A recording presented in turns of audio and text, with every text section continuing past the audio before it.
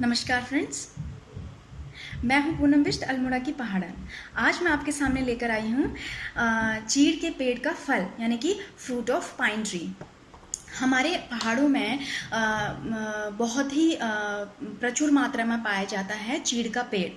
चीड़ का पेड़ इतना हरा भरा होता है, उसकी जो पत्तियां होती हैं वो बहुत कटीली होती हैं, क्योंकि पहाड़ के जलवायु के अनुसार ही उसकी पत्तियां होती हैं और उस पर पाया जाता है ये फल।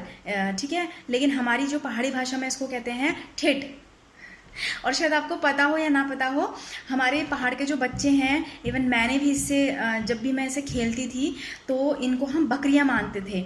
इन पर क्या करते थे, ऊन की कोई डोरी या फिर कोई भी मजबूत रस्सी बांध कर खूब सारी जो ये ठिठ होते हैं इनको अपने साथ रगड़ते हुए ले जाते थे और ऐसा मानते थे कि हमारी बकरियां हैं खूब सारी जो हमने पाली हुई हैं और हम उन्हें अभी चरा रहे हैं। तो ये एक बच्चों के खेलने का भी एक साधन है। इसके साथ साथ इसमें पाए जाने वाला इसका फ्रूट जो होता है, ये क्यों होता है, क्योंकि इसमें ही शौंत जिसे कहते हैं वो खाने के लिए जो मूंगफली की तरह जिसे ठूंग के खाया जाता है वो होता है, जिसे चिलगोजा कहते हैं। प्रचुर मात्रा में इसमें कार्बोहाइड्रेट और प्रोटीन होता है और बहुत ही स्वास्थ्य वर्धक वो होता है। तो इसके साथ ही ये जो ठिठ होते हैं ये हमारे पहाड़ में इनसे काफ़ी कमाई भी की जाती है। इनको कलर करके या फिर इनको अलग अलग रंग रूप दे के इन्हें आपस में मिलाकर कई तरह की आकृतियाँ बनाई जाती हैं और ये पहाड़ में कमाई का साधन भी बनता है। मैं इन्हें वैसे खरीद कर नहीं लाई हूँ, मैं इन्हें सीधे जंगलों से ही लेकर आई हूँ। तो इन पर हम कलर भी कर सकते हैं, लेकिन फिर से मैं ये बात कहूँगी कि अभी तक मैंने इसमें कलर नहीं किया, क्योंकि इससे इसकी जो वास्तविक जो सुंदरता है वो कहीं हो सकता है ज़्यादा सुंदर बन जाए, लेकिन ऐसे इसकी सुंदरता मुझे ज़्यादा अच्छी लगती है इसकी। तो आप इसे एज ए शो पीस भी रख सकते हैं। और साथ में मैं आपको बताना चाहूँगी कि जो चीड़ का पेड़ होता है उसकी जो पत्तियाँ होती हैं उसको पिरूख कहते हैं, पिरूली कहते हैं। उन पर आपकी जब भी आप जंगलों में गए होंगे, अगर पिरूली सूखी हुई पिरूली पड़ी हुई है तो आपका जो पैर है उसमें कभी ना कभी ज़रूर फिसला होगा और आप उसकी वजह से ज़रूर गिरे होंगे। लेकिन गिरते गिरते जब आप यूँ स्लाइड करते जाते हैं तो अच्छे अच्छे जो स्लाइड वाले झूले होते हैं वो फेल हो जाते हैं उसके सामने।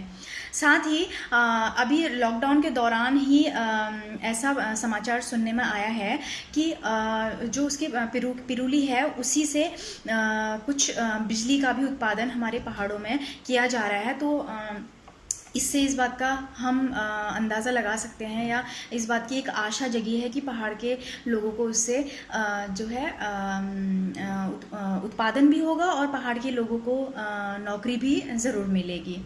क्योंकि पहाड़ की हर चीज़ अपने आप में बहुत ही ख़ास होती है, बस उसकी खासियत को पहचानना हमने होता है और हम उसे पहचान नहीं पाए हैं। उसकी जो महत्व है हम उसको कई लोगों से नहीं जान पाए हैं। तो लॉकडाउन में जो लोग अपने पहाड़ों में जा रहे हैं, मानती हूँ कि पहाड़ों में जा रहे हैं तो इस बीमारी को फैलाने का जो है वो भी साथ में एक बहुत बड़ा रिस्क लेकर जा रहे हैं। लेकिन जब ये लॉकडाउन ख़त्म हो जाए, ये कोरोना काल ख़त्म हो जाए, तो याद रखिए अपने पहाड़ों में जाते रहिए, अपने इन चीड़ के पेड़ों से मिलने जाइए, इन ठेठ से मिलने जाइए।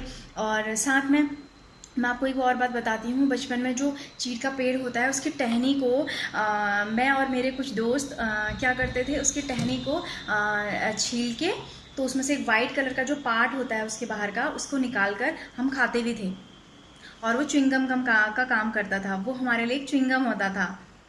हो सकता है आपने भी वो चीज़ की हो।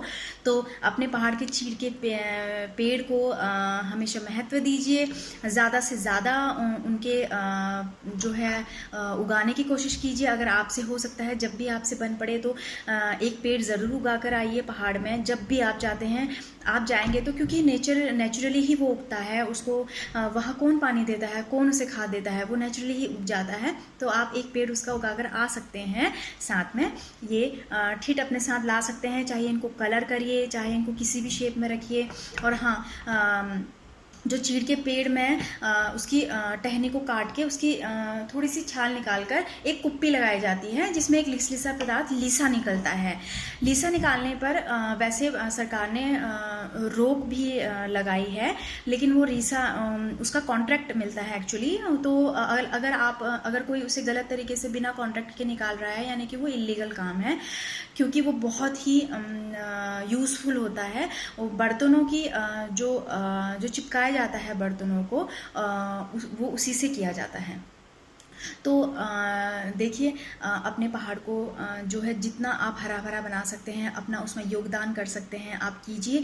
क्योंकि आपका पहाड़, आपकी देवभूमि आपको किस तरीके से सींच रही है ये आपको नहीं पता, इसीलिए अपने देवभूमि को भी सींचने में अपना एक थोड़ा सा योगदान ज़रूर कीजिए। एक नई वीडियो के साथ फिर से मैं आऊँगी। Thank you.